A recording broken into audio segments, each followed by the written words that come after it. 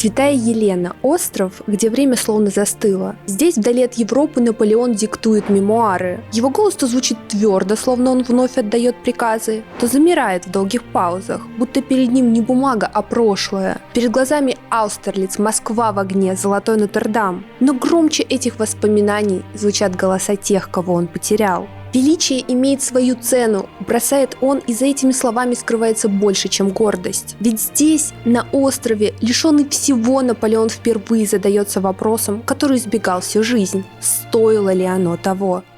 Сегодня вы узнаете, как детские комплексы превратились в топливо для взлета Наполеона к величию и одновременно к неизбежному одиночеству, которого он так боялся. Как Жозефина прошла путь от жены неудачливого аристократа и гильотины до императрицы Франции. И почему Наполеон, управляющий половиной Европы, не смог удержать собственную жену от флирта и измен. Как Наполеон создал империю от Испании до России и почему не смог передать ее сыну, ради которого она строилась. Сколько нужно потерять, чтобы остаться на вершине, и как величие Наполеона стало не просто огнем, а пожаром, который сжег все вокруг, в том числе любовь, семью и друзей. Сегодня мы посмотрим на историю Наполеона намного глубже, чем это принято обычно делать, не только как на рассказ о битвах, амбициях и вершинах, но как на трагедию человека, который раз за разом выбирал власть, оставляя за собой обломки любви и счастья. От разрыва с первой невестой Дезире до ухода от Жозефины, от великих побед до горьких поражений. Все это не только эпопея империи, но и драма личности, жертвы которой были столь же велики, как и его триумфы. Это история вне времени. С вами Елизавета Карагозова, и сегодня мы говорим о Наполеоне.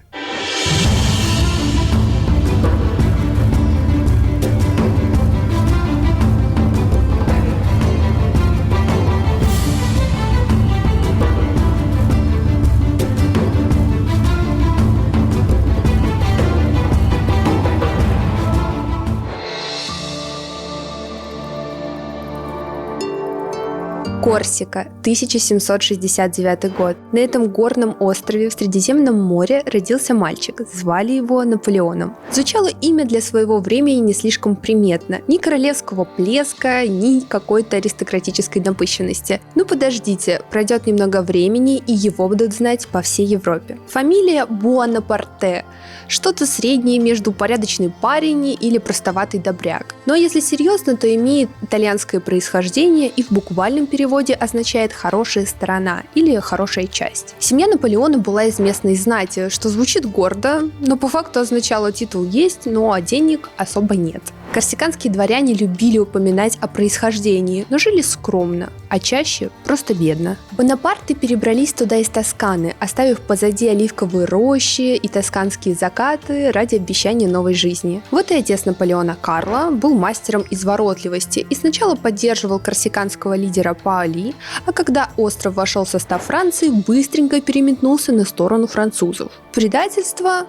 Могли бы вы спросить, но нет. Скорее, прагматизм. Карло быстро выбил себе место в Верховном Совете, стал адвокатом, депутатом, обзавелся виноградниками и приличным домом. Для Корсики практически вершина карьеры. Наполеон же был вторым из 8 детей, впереди него шел старший брат Жозеф, а за ним целый ряд будущих Бонапартов, которые сыграют свои роли в его судьбе. В 1778 Карло повез Наполеона и Жозефа в Версаль. Это как современные родители, мечтающие показать детям, как выглядит престижный вуз. Там Наполеон получил свой билет в другой мир – поступление в военную школу в Бриене. Здесь все и началось. Наполеон был маленьким, угрюмым и говорил с таким акцентом, что парижане делали вид, будто не понимают. Это раздражало их. Но раздражал он не только этим. Он был упрямым, умным и трудолюбивым. Учился так, будто от этого зависела жизнь. И в чем-то это действительно так и было. В 1784 году он поступил в Парижскую военную школу. Наполеон жадно читал, как будто бы каждый том библиотеки мог дать ему ключ к будущим победам. В нем уже тогда было что-то особенное, не просто упорство, а умение выжидать, видеть, как сложится игра. Кто-то из однокурсников назвал бы это амбициями, но он, наверное, бы поправил. Нет,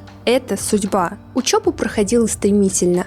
Дисциплина, расчетливость, умение видеть больше, чем видно на первый взгляд. Все это позволило ему закончить школу в рекордные сроки. В 1785, когда его ровесники еще искали свое место в жизни, Наполеон получил первое назначение в артиллерийский полк. Для кого-то артиллерия была скучной работой, там железо, порох, цифры, но для Наполеона это стало любовью. Пушки были для него не просто оружием, они воплощали в себе точность и контроль. Первый опыт службы в полку в Аксоне стал для Наполеона первым шагом к пониманию, что война – это искусство, где победу приносит точный расчет, а не грубая сила. Артиллерия научила его смотреть на поле боя как на шахматную доску, где каждый выстрел должен быть выверен с математической точностью. Здесь он не только изучал военное дело, но и закладывал основы своего будущего триумфа. Но настоящий вызов ждал его на родной Корсике. В 1791 году Наполеон вернулся на остров, полный надежд объединить корсиканские интересы с идеалами революционной Франции. Его кумир Паали, некогда лидер корсиканского сопротивления, превратился в противника революции.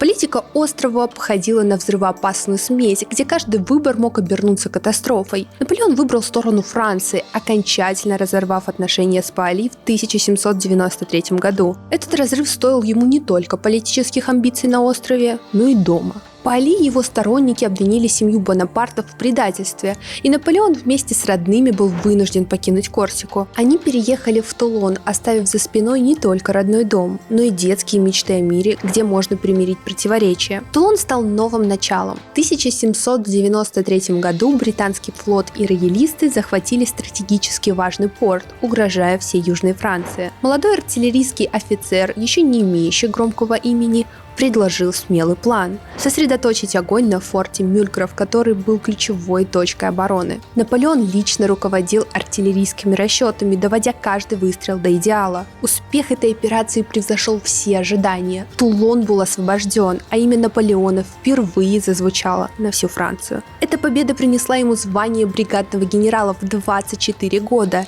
и она показала, что Наполеон не просто талантливый офицер, а человек, готовый идти до конца ради победы. Но он уже знал, война – это не только слава, но и бесконечные жертвы. Пока он строил свою карьеру на поле боя, революция продолжала раздирать Францию, а каждый новый триумф лишь увеличивал его ответственность. В 1794 году Наполеон, уже молодой офицер с амбициями, которые заметно превышали его положение, оказался в Марселе. В этом городе все было чуждо для него. Узкие улочки, наполненные голосами торговцев, шумные рынки, запах свежего хлеба и специй. Наполеон с его угрюмым корсиканским характером выглядел здесь, белой вороной. Но именно здесь его встретила Дезире Клари, девушка, которая на мгновение заставила его забыть о войнах, стратегиях и мечтах о величии. Юная дочь марсельского торговца шелком, простая и добрая.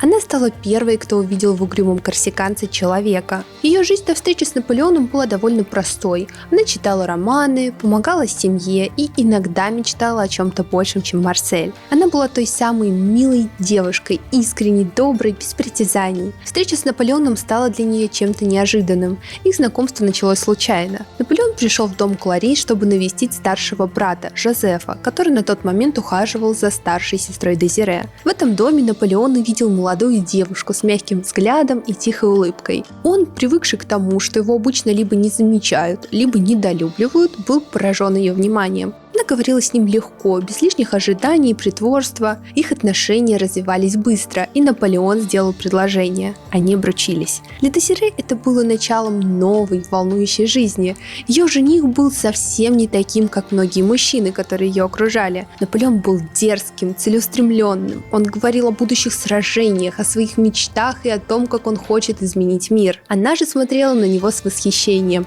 а он с чувством, которое, возможно, тогда впервые назвал любовью. Но любовь не могла выдержать тяжести его амбиций. Наполеон был не создан для спокойной жизни. Его душа рвалась к великим делам, и брак с простой марсельской девушкой, как бы он ее ни любил, не вписывался в этот сценарий. Он понимал, что его выбор должен быть больше, чем личное счастье. Семья Клари казалась ему слишком приземленной, слишком далекой от того мира, куда он стремился. В 1795 году их помолвка была разорвана. Наполеон написал Дезире письмо, в котором объяснил, что их пути расходятся. Для нее это было ударом. Она не могла понять, почему человек, который клялся ей в любви, так легко поставил свои мечты выше их будущего. Дезире тяжело пережила разрыв с Наполеоном, но через несколько лет она вышла замуж за Жан-Батиста Бернадота, который позже стал королем Швеции. Наполеон, всегда с иронией смотревший на этот союз, однажды шутил, что потерял невесту, а приобрел политического врага. Но история Дезире на этом не закончилась. Ее жизнь переплелась с судьбой Наполеона даже после их разрыва. Она помнила его, а он ее. Говорят, что даже в самые тяжелые моменты своей жизни, когда одиночество накрывало его с головой, он вспоминал ее мягкий взгляд и теплую улыбку. Возможно, в какой-то момент уже на Святой Елене он задавался вопросом: а что если бы я выбрал ее, а не империи? Дезире Клари стала символом той жизни, которую Наполеон мог бы иметь, но отказался от нее ради своих амбиций. Она напомнила миру, что даже самый великий завоеватель – это прежде всего человек, который однажды сделал выбор. И этот выбор стал началом его пути к вершине и его личной трагедии. В 1795 году, когда карьера Наполеона уже набирала обороты, на его горизонте появилась новая фигура – Жозефина Багарне, ставшая его истинной страстью. Они встретились в Париже, и это столкновение изменило все. Наполеон привык рассчитывать каждое движение, но вот в этой встрече все было иначе. Война учила его сражаться за территории, но теперь ему предстояло сражение, к которому он был совершенно не готов.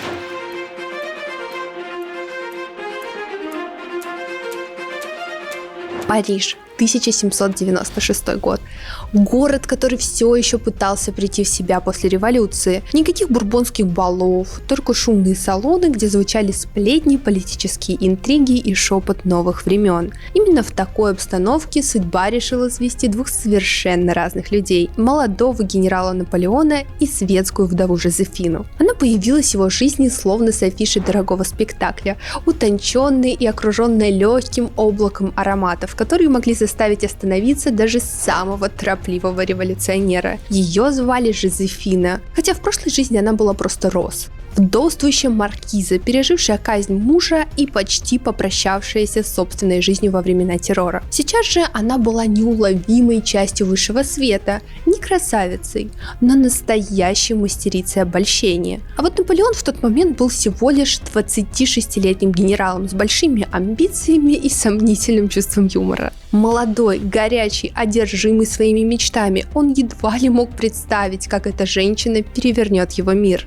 Но их познакомил вовсе не Купидон. Эту роль сыграл любовник Жозефины, Поль Баррас, влиятельный политик того времени, которого можно было бы назвать продюсером революционной эпохи. Он решил, что молодому и амбициозному Наполеону не помешает светская дама в качестве жены. Для Жозефины брак с перспективным военным тоже выглядел вполне заманчиво. Стабильность и защита в непредсказуемые времена. Ирония здесь в том, что их любовь, начавшаяся как политический союз, превратилась в историю, где флирт и интриги переплелись с искренними чувствами. Поль Баррас, возможно, думал, что разыгрывает какую-то свою партию, но в итоге он оказался третьим лишним в этой драме. А Наполеон и Жозефина начали свою игру, в которой невозможно было предсказать, кто выйдет победителем, а кто сломается под весом собственных эмоций. Так началась их история, яркая, противоречивая и абсолютно несовместимая с понятием «нормальный союз». Это была не просто любовь. Это была война, и в ней Наполеон был готов на все ради победы. Жозефина – красавица ли? История запомнила ее утонченной и изысканной, но все не так просто. Когда она встретила Наполеона, ей было 32. Крёлка по происхождению, она рано расцвела, но и годы брали свое быстрее, чем ей бы хотелось. Ее молодость началась с брака в 16 лет с виконтом Александром де Багарне, человеком красивым, но совершенно не созданным для семейной жизни. За 6 лет он провел дома в общей сложности меньше года. Упреки в адрес Жозефины сыпались, как из рога изобилия. Недостаточно красиво, невоспитанно, да и вообще невежда. И что самое обидное, Жозефина позже признала, что он был прав. Революции и террор перевернули ее жизнь. Вместе с мужем она оказалась в тюрьме. Александр пошел на гильотину за несколько дней до ее освобождения. Жозефина же осталась одна с 2 детьми без каких-либо средств. Но она не сломалась. Вместо этого решила стать женщиной, которую больше никто не посмеет игнорировать. Ее путь к обаянию начался с деталей. Темноватые зубы от кариеса заставили ее изобрести хитрый трюк. Она начала смеяться грудным смехом, то есть как бы сдержанно, чуть-чуть растягивая губы. Позже она даже призналась, что никто никогда не видел меня с открытым ртом. Чтобы отвлечь внимание, она отработала мельчайшие движения, трепет ноздрей, полуприкрытые веки. Жозефина не была красивой в привычном для нас с вами понимании, но она научилась играть в эту игру. Она развивала в себе обаяние, харизму, компенсировала все женственностью и довела искусство обольщения до совершенства. Ее голос стоит отдельного упоминания. Современники вспоминали, что даже слуги, случайно проходя мимо дверей, замирали, чтобы послушать, как она говорит. Голос Жозефины сравнивали с переливами серебряного колокольчика, и это при том, что к ее зубам никто подобных эпитетов не применял. Придворные художники, конечно, старались, приукрашивали ее портреты, но даже если отодвинуть всю вот эту вот лесть, в Жозефине было все-таки что-то магнетическое. Ее манеры, ее такт, ее редкое искусство быть нужной и приятной в любой компании делали ее абсолютно незабываемой. При рождении она была Марией Роз Жозефой Ташер де ла Пажери, но до встречи с Наполеоном ее звали просто Роз. Звучит скромно, но Наполеон, любивший все делать с размахом, переименовал ее в Жозефину. Возможно, потому что это имя звучало романтичнее, а может быть просто ему было так удобнее. Она же называла его по-креольски Наполеоне, и это «э» в конце обладало удивительной силой. Оно умело тушить его гнев и возвращать к равновесию. На момент их знакомства Жозефине было 32, а Наполеону 26. Она дама со светским опытом, а он молодой горячий генерал, амбициозный до неприличия. Родственники Наполеона, недолюбливающие Жозефину за ее влияние, называли ее старухой. Ирония здесь в том, что для них 32 года – это практически закат, но сама Жозефина воспринимала свою зрелость как пик рассвета. Теперь про самого Наполеона. Легенда о маленьком императоре не более чем недоразумение. При росте 169 сантиметров Наполеон был выше среднего француза той эпохи. Для сравнения, адмирал Нельсон, звезда британского флота, вообще-то был ростом 1,62 м, но никто его малышом не называл. Так почему же Наполеона прозвали маленьким капралом? Все дело в его возрасте. Генеральские погоны он получил в 25 лет, когда выглядел, как сказали бы сегодня, молодо и перспективно. Прозвище подчеркивало его юность, а не рост. Его внешность тоже заслуживает внимания. Каштановые волосы, серо-голубые глаза, крупные черты лица, голова чуть больше обычного, из-за чего его фигура, возможно, казалась менее пропорциональной. Но все это переставало иметь значение, когда он входил в комнату. Его взгляд мог вдохновить армию и заставить дрожать противника. Наполеон не просто заходил, он заполнял собой все пространство, как человек, привыкший к победам. Для Наполеона Жозефина была не просто женщиной, она была Парижем, ярким, вечно меняющимся, непокорным.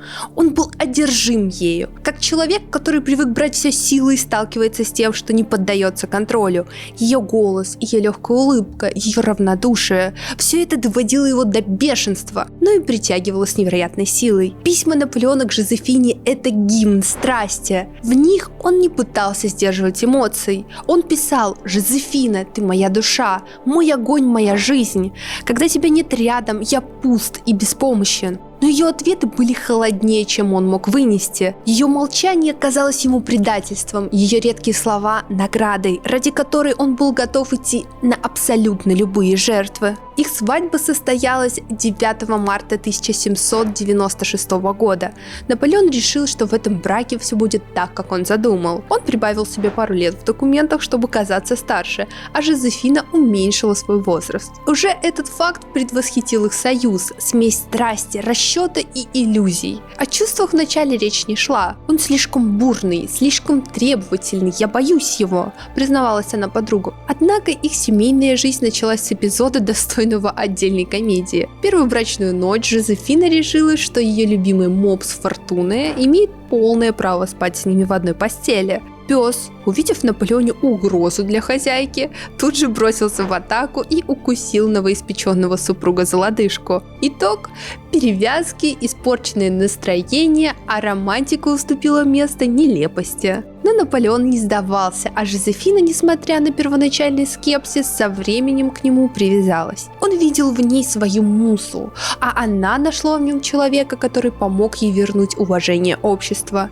Когда Наполеон отправился в итальянскую кампанию, его сердце оставалось в Париже. С поля боя он писал десятки писем, полных любви и упреков. «Почему ты не отвечаешь мне? Почему я не чувствую твоего тепла? Твои молчания убивают меня». Но Жозефина жила своей жизнью: салоны, балы, друзья, легкие флирты. Она ценила комфорт и легкость, в то время как Наполеон жаждал безграничной преданности. Безусловно, Наполеон – фигура, чья психология так же сложна и многогранна, как и его жизнь. Ему был свойственен внутренний конфликт. Он одновременно жаждал безусловной любви, но и признавал только те отношения, в которых существовал элемент борьбы, недосягаемости и даже эмоционального напряжения. Этот парадокс наиболее ярко проявляется в его отношениях с двумя женщинами – Дезире Клари и Жозефиной Багарне. Мы с вами вполне можем предположить, что за этой страстью скрывалась эмоциональная незрелость.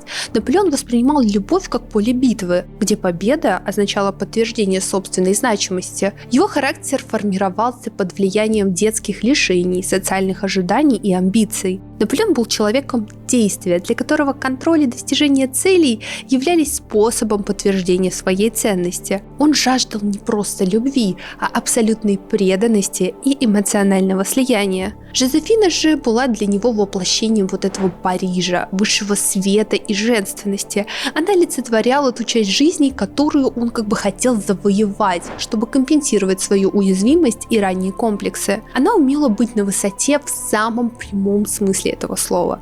Ее туалеты поражали воображение даже тех, кто привык к роскоши. Парижский портной Леруа создавал для нее настоящие произведения искусства. Платья, усыпанные сотнями тысяч лепестков роз, прикрепленных бриллиантами, или наряды из перьев экзотических птиц, удерживаемых жемчужинами. Менять наряды несколько раз в день легко.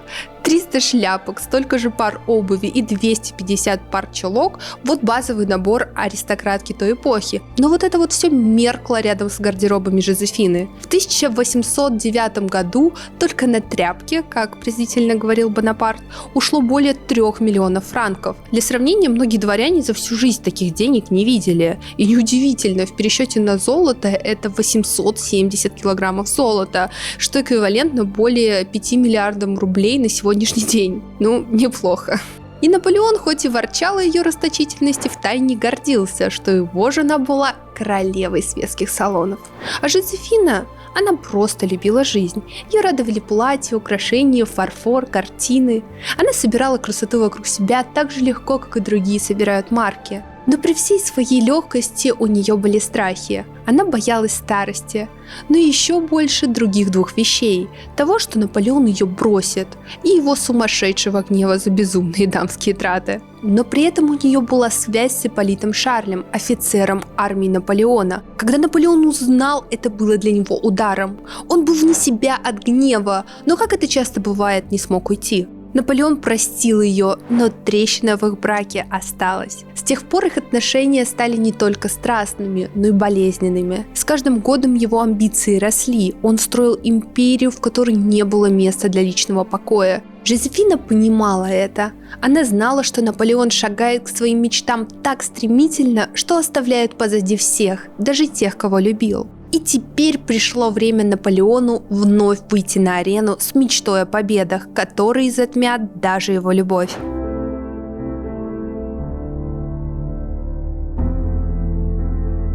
Италия. 1796 год. Директория, отчаянно пытающаяся удержать Францию на плаву, смотрела на молодого генерала Наполеона Бонапарта как на последний шанс. Парень, которому всего 26, был амбициозен до безумия, но, честно говоря, его назначение больше походило на лотерею. Ему вручили армию Италии, жалкую группу солдат в лохмотьях, без запасов еды и нормального оружия, и отправили воевать против Австрийской империи и их союзников из Сардинии. Задача была простая – победить врагов революции, отвлечь австрийцев от сражения на Рейне и по возможности пополнить французскую казну за счет итальянских земель. Но никто особо не верил в этот поход. Молодой генерал, разодранная армия, мощные противники и Альпы, которые не прощают ошибок. Солдаты были настолько истощены, что их лозунгом могло стать не «свобода, равенство, братство», а «хоть бы поесть». Но для Наполеона жаловаться не его стиль. Его стиль – побеждать.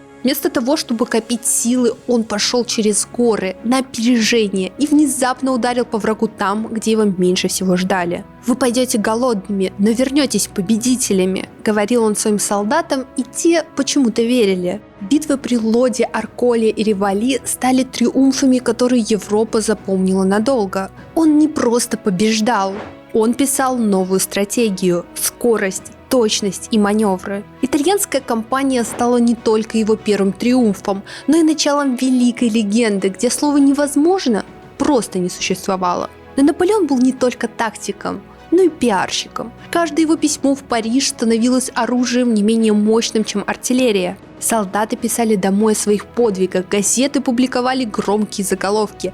Генерал Бонапарт сокрушил врагов революции. Его имя стало синонимом надежды. В итальянской кампании он выиграл не только битвы, но и завоевал сердца французов. В 1797 году Кампо-Формийский мир завершил кампанию. Наполеон вернулся в Париж настоящим победителем. Его имя знала каждая улица, каждая таверна. Но Франция, измученная революцией, нуждалась не только в героях, но и в идеях, которые могли бы вернуть ей место в мире. Так появился план – египетская экспедиция. Официально, чтобы подорвать британские позиции в Индии, неофициально же, чтобы вписать свое имя в историю наравне с Александром Македонским. Египет для Наполеона был не просто целью, а такой большой мечтой о величии, уходящем далеко за пределы Европы. Высадка в Египет в 1798 году была торжественной. Солдаты смотрели на пирамиды с таким благоговением, будто это были не камни, а древние трофеи, ждущие своего хозяина.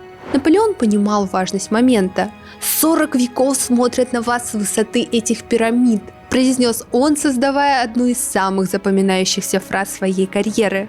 Но Египет оказался суровым.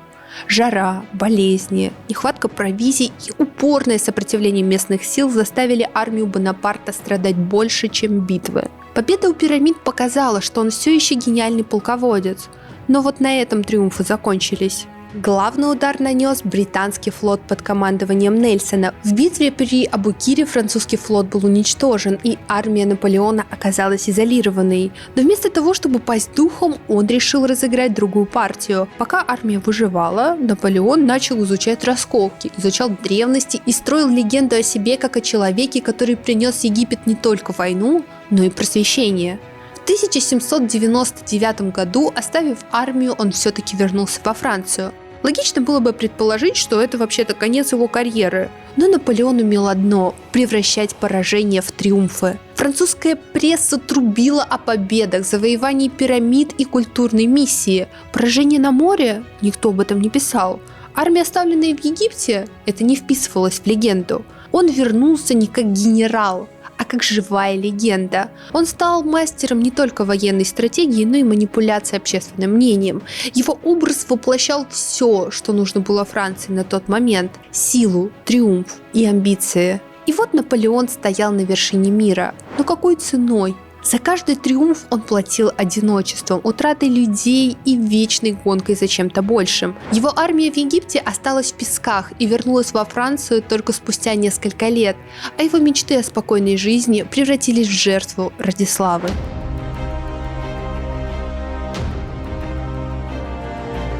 1799 год. Франция в кризисе, экономика на грани, народ устал от революционного хаоса, а директория превратилась в политический цирк с клоунами в париках. В это время Наполеон возвращается из Египта. Его армия измотана, флот разбит, но кто об этом знает? Про пропаганда работает на полную. Париж встречает его как триумфатора, спасителя республики и, на минуточку, просветителя Востока. 9 ноября, 18 Брюмера, он решается на переворот. Сценарий написан четко. Аббат Сиес и Тейельран готовят почву, а Наполеон играет генерала, который случайно оказывается в нужном месте. Все должно пройти гладко, но в Совете его встречают не овациями, а криками «Долой диктатора!». Наполеон, привыкший командовать солдатами, а не депутатами, теряется. Ситуация грозит обернуться фарсом, но его младший брат Люсьен буквально спасает положение, убедив солдат разогнать зал. В результате Наполеон становится первым консулом. Не совсем так, как он мечтал, но главное – результат достигнут. Дальше стремительный рывок к абсолютной власти, конституция, которая аккуратно концентрирует все рычаги в его руках, центральная администрация, армия, экономика. Все подчиняется одной цели. Франция больше не хаотичная республика, а проект Бонапарта. Народ доволен, на улицах порядок, цены под контролем, а в Париже снова можно жить. Но Наполеону мало быть консулом. В 1804 году он решает окончательно закрепить свое место в истории и объявляет себя императором. Папа Пий VII прибыл в Париж, чтобы короновать Наполеона и его жену Жозефину. Но вместо традиционной церемонии французский генерал показывает, кто здесь хозяин. В момент коронации он берет корону из рук папы и лично водружает ее себе на голову, а затем на голову Жозефины. И это был не просто символический жест. Наполеон будто бы говорил всем: «Моя власть от меня самого, а не от Бога или чего-либо благословения». Зал взорвался овациями, а в Европе, вероятно, послышался звук одновременно скрипящих зубов всех монархов. Это был его триумф, момент, когда республика окончательно умерла, уступив место новой империи. Но за вот этим вот блеском скрывался новый уровень амбиций. Наполеон больше не думал о Франции. Теперь его взгляд был устремлен на всю Европу. Каждый шаг, каждое решение становилось входом в игре, где ставки с каждым годом становились все выше. Его власть выросла до небес, но чем выше вершина, тем тяжелее удержаться. Впереди его ждали войны, победы и новые повороты в судьбе, как Франции, так и его собственной.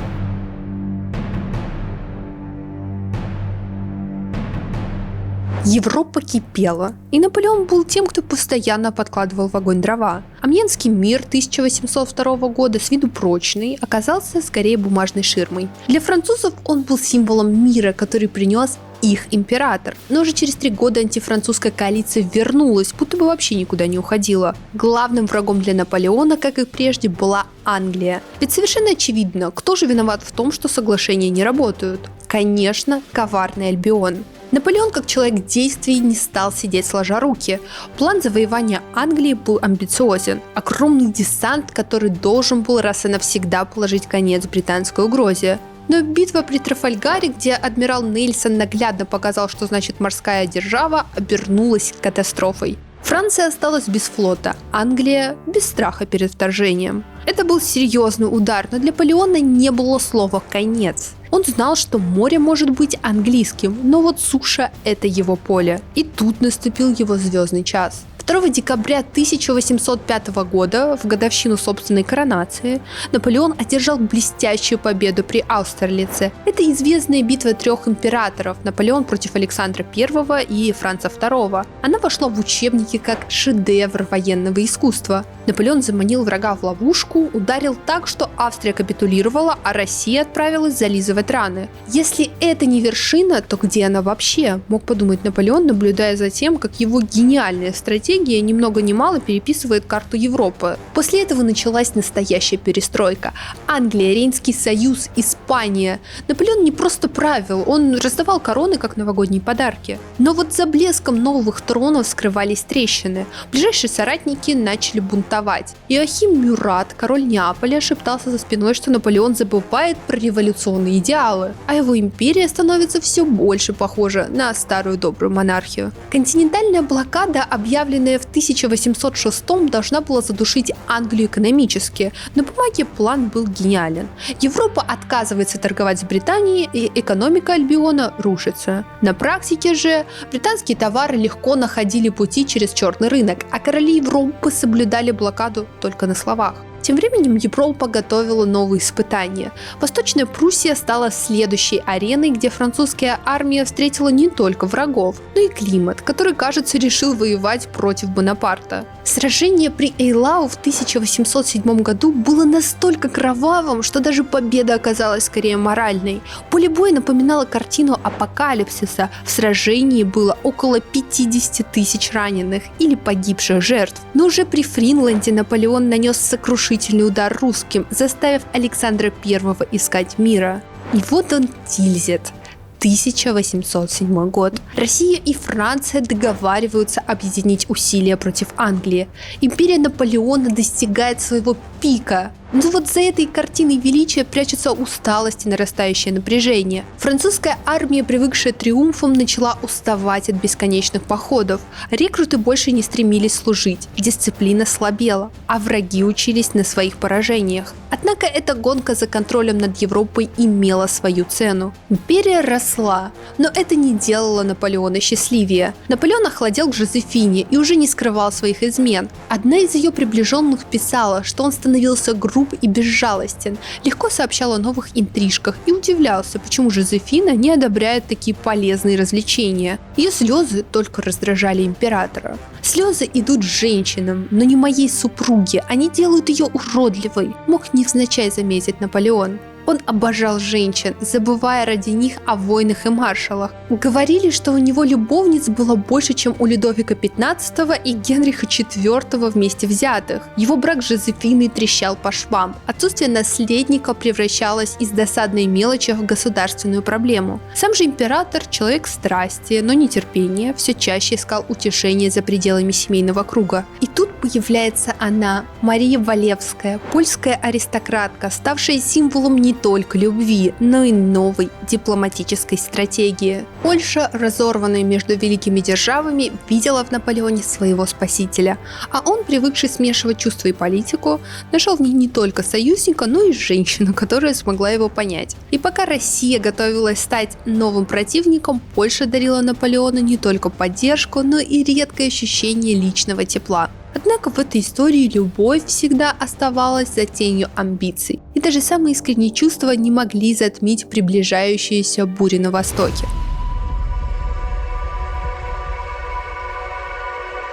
Польская графиня Мария Вилевская стала не просто любовницей императора. Она стала символом надежды, романтики и, возможно, единственным человеком, кто мог быть рядом с Наполеоном в этот сложный период. Когда Наполеон впервые вступил на польскую землю в 1807 году, он был уже не просто человеком, он был брендом. Его армия маршировала как швейцарские часы, дипломаты диктовали условия, а его имя звучало громче, чем любой оркестр в Версале. Но даже у великих людей бывают моменты, когда вместо пушек гремит что-то другое, например, сердечные дела. Таким моментом стала встреча с Марией Вилевской. Мария Вилевская, польская графиня, не была той женщиной, которой сразу перехватывает дыхание. Ее красота была мягкой, не кричащей, а взгляд теплым. Для Наполеона, окруженного блеском парижских салонов и дамами, соревнующимися в роскоши, такая вот простота была как свежий ветер после жаркого дня. Их знакомство произошло в Варшаве после подписания Тильзитского мира, который закрепил контроль Франции над большей частью Польши. Поляки, надеявшиеся на восстановление независимости, решили задействовать весь свой арсенал обаяния.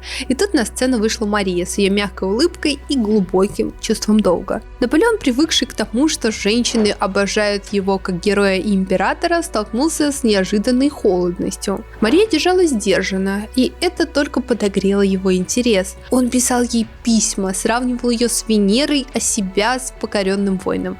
Сравнение, конечно, было слегка натянутым, но сработало. Их роман начался неспешно, с уважения и признания. Для Марии это была жертва ради Польши. Она видела в Наполеоне надежду для своей страны. Для Наполеона же это была передышка от бесконечных войн и амбиций, редкий момент тепла. Он называл ее «моя полька», щедро одаривал подарками, поместьями и титулами. Их связь увенчалась рождением сына Александра Валевского, которого Наполеон признал. К Кстати, впоследствии именно у этого наследника Наполеона сложится вполне себе удачная судьба. Александр Колонна-Валевский стал воплощением редкого для своего отца компромисса между любовью и политикой. Выросший в тени империи, он сделал блестящую карьеру дипломата, был министром иностранных дел Франции, послом в Лондоне и занимал важные посты при Второй империи. Говорили, что он унаследовал от отца харизму, а от матери – такт и умение очаровывать людей. Александр стал одним из тех, кто доказал, что наследие Наполеона – это не только войны, но и умение добиваться своего на других полях битвы. Но даже это убежище было временным. Наполеон, человек, для которого амбиции всегда стояли на первом месте, не мог позволить себе задержаться надолго. Польская независимость осталась мечтой, а отношения с Марией – эпизодом, каким бы значимым он ни был. К 1810 году их роман угас. Наполеон уже готовился к новому браку с Марией Луизой, австрийской принцессой, который должен был укрепить его положение в Европе. Мария Валевская понимала, что ее место в его прошлом, а не в будущем. Но, как и сама Польша, она осталась символом того, что в великой игре амбиций сердце все-таки способно найти свое место, пусть и ненадолго.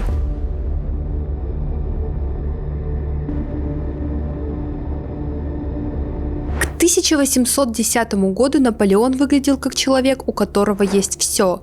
Европа у его ног, армия как отлаженный механизм, а Франция блистает. Но был один нюанс – в этой империи не хватало наследника. Для императора это стало проблемой масштаба национального бедствия. Без династии вся эта блестящая конструкция казалась временной, как карточный домик. Решение пришло быстро – брак. Но не просто какой-нибудь, а стратегический, способный укрепить позиции Франции в Старой Европе. Выбор Наполеона пал на Марию Луизу, 18-летнюю дочь императора Австрии Франца II. Для Наполеона это был шахматный ход, для Марии Луизы скорее жертвенный. Ее семья смотрела на корсиканского узурпатора с таким же энтузиазмом, как дети смотрят на тарелку брокколи. Тем не менее, отец Марии настоял на этом браке, видя в нем способ сохранить Австрию на политической карте. Наполеон же, как всегда, решил произвести впечатление.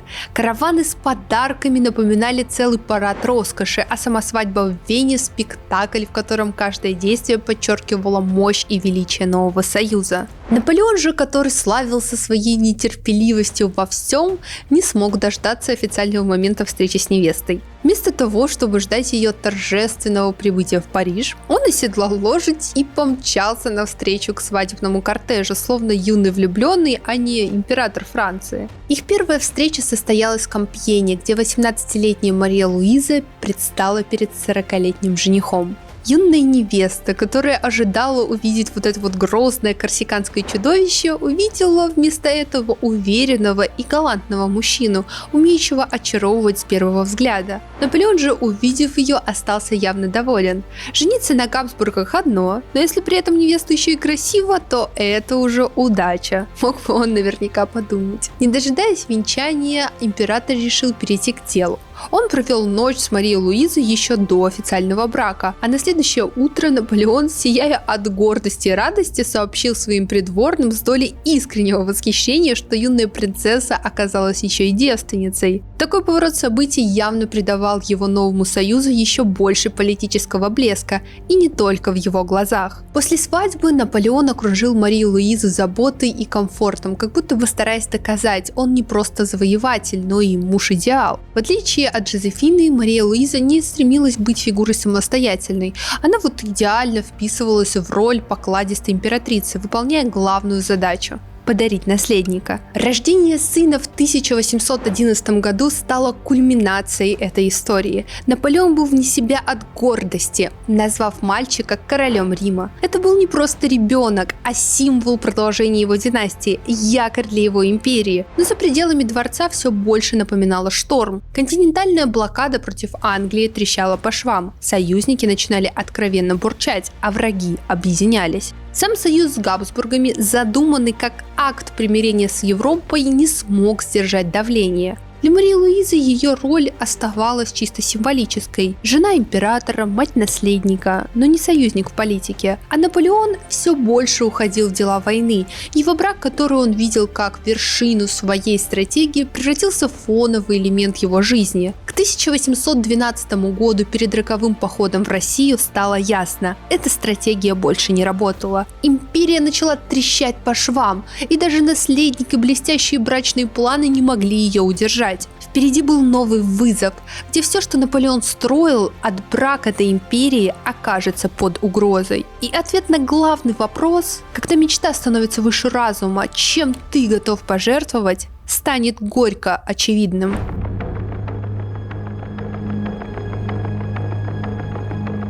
К 1810 году Наполеон был на вершине могущества. Европа покорена, армия кажется неуязвимой, а Франция – центр вселенной. Но мечты о покорении Британии, как о том самом последнем бастионе, завели его в ловушку, из которой он сам не смог вырваться. Континентальная блокада, начатая в 1806 году, должна была задушить экономику Альбиона. «Море я покорю сушей», – заявлял император, подписывая Берлинский декрет. На бумаге план выглядел гениально, а на деле Европа взбунтовалась почти сразу.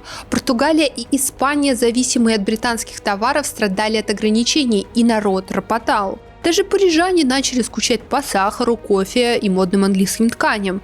В это время русское правительство ввело свободную торговлю с нейтральными странами, что позволяло теперь России торговать с Великобританией через посредников. Да еще и приняло заградительный тариф, который повышал таможенные ставки и главным образом на ввозившиеся французские товары. А сама Англия, потерявшая континентальные рынки, развернулась к Азии и Америке, превратив блокаду в трамплин для нового экономического рывка. Тем временем Наполеон оказался как тот начальник, который хочет контролировать все и всех, но вместо порядка получает полный хаос. Союзники начали откровенно нарушать указы, а Европа все чаще игнорировала наполеоновские законы. Испания, где бушевала партизанская война, стала хронической проблемой. Россия же открыто вышла из блокады, что окончательно вывело императора из себя и подтолкнуло к походу на Россию. В 1812 году Великая армия в составе 600 тысяч человек отправилась на восток. Это была огромная армия, которая должна была проглотить всю Россию. Но вместо славы Наполеон получил холод,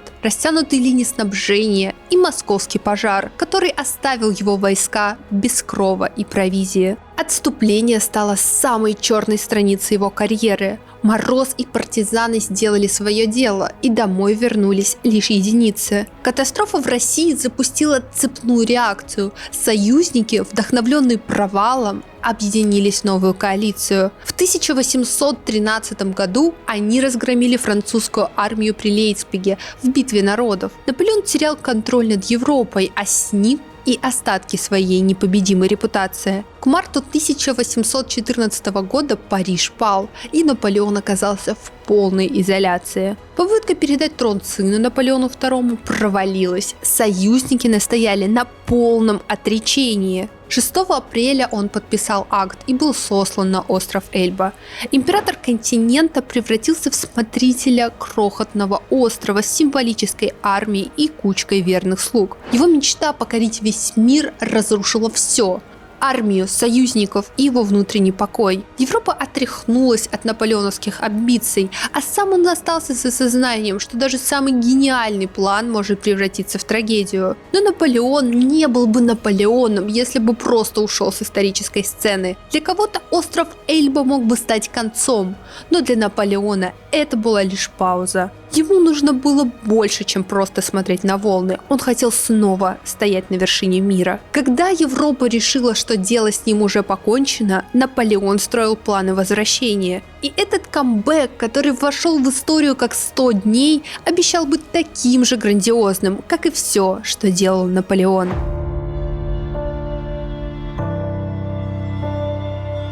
1 марта 1815 года Наполеон, словно главный герой блокбастера, высадился на юге Франции. Пляжи Жуан-Ле-Пен видели не только императора, но и крохотный отряд верных солдат, напоминающий школьный ансамбль по сравнению с его былыми армиями. Но уже через несколько дней этот ансамбль превратился в оркестр. Наполеон шел на Париж с одной уверенностью – его любят и ждут. Людовик XVIII, осознав, что народ тянется к своему императору, поспешно собрал чемоданы и уехал. Этот поход Наполеона был полон драматизма для его противников. Генералы, которых он когда-то отправлял в бой, один за другим переходили на его сторону. Мишель Ней, поклявшийся верностью Бурбонам, при встрече с Наполеоном заявил, что ведет армию, чтобы привести императора в Париж. Легкая зима, горячий энтузиазм солдат и харизма Наполеона сделали свое дело. 24 марта он вошел в Париж. Но это, конечно, не была беззаботная триумфальная прогулка.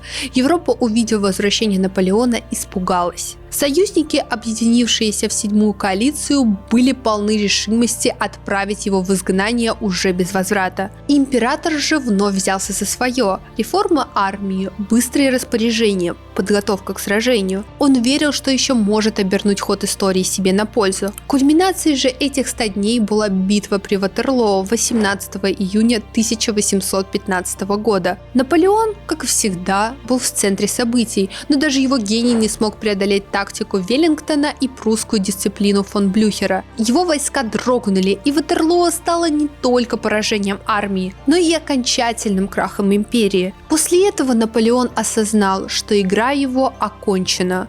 Он снова отрекся от престола, теперь в пользу сына, Наполеона II. Но союзники не были настроены ждать очередного возвращения. Британцы, наученные опытом с Эльбой, отправили его на Святую Елену, крохотный остров, который был так же далек от Европы, как и его мечты о новом триумфе. 100 дней – это, безусловно, история неукротимой воли, где одна личность бросила вызов всей Европе. Но это и также история о том, как даже самый великий человек может проиграть, если он не умеет вовремя остановиться. Наполеон проиграл не только врагам, но и самому себе, ведь его амбиции всегда были выше, чем его разум. На Святую Елену Наполеон прибыл как человек, который потерял все. Император, привыкший повелевать, теперь был обречен на одиночество и уединение, окруженный лишь горькими воспоминаниями. Его мемуары, которые он диктовал на острове, стали не только историей о войнах, но и попыткой оправдать свое величие. Он размышлял о победах и поражениях, виня обстоятельства и предательства, но никогда свои амбиции. Его смерть 5 мая 1821 года поставила точку в эпохе, но не в его наследии. Наполеон оставил Франции кодекс законов, который до сих пор называют наполеоновским. Этот свод правил, где все от брака до собственности обретало строгую форму, между прочим, стал основой современной европейской правовой системы. Он также даровал Франции не только военные победы, но и понятие порядка, которые не смогли стереть даже его поражение. Но вот что осталось за кулисами его величия? Жозефина, его любовь и боль. Она умерла в 1814 году, когда Наполеон был на Эльбе. Ее последние слова были посвящены ему. Он был единственным мужчиной, которого я по-настоящему любила. Мария же Вилевская, его польская муза, олицетворение несбывшейся польской мечты, умерла в 1814-м, оставив сына Александра, который впоследствии стал министром при Наполеоне III. А что Мария Луиза? Молодая австрийская императрица, которая должна была укрепить его власть, вернулась в Вену. После его ссылки она вышла замуж за графа фон Нейперга, практически забыв о бывшем муже. Их сын Наполеон II, прозванный королем Рима, умер в 1834 году от туберкулеза, так и не оставив следа в политике. Его противники вернули монархию, но память о Наполеоне оказалась сильнее. Он стал мифом. Французы, которые сначала проклинали его за бесконечные войны, теперь рассказывали детям историю о великом генерале, чье имя заставляло дрожать всю Европу. В этом был его последний триумф. Даже проиграв, он остался символом амбиций, смелости и непримиримости. Он выбрал империю, говорили о нем современники, и заплатил за это всем. Но след, который он оставил, не смогли стереть ни его изгнание, ни смерть. Его мечта разрушила его, но сделала бессмертным в глазах истории. Таким вот дорогие мои, вышел этот рассказ про Наполеона. Поделитесь вашим мнением в комментариях. Как вы считаете, стоило ли его величие той цены, которую заплатили миллионы солдат и граждан Европы? Ну и безусловно, меня интересует ваше мнение, насколько велика роль одной личности в истории. Мог ли мир обойтись без Наполеона, или его появление было неизбежным, чтобы изменить ход событий? Делитесь мыслями в комментариях, подписывайтесь на этот канал, кликайте на колокольчик и до новых встреч!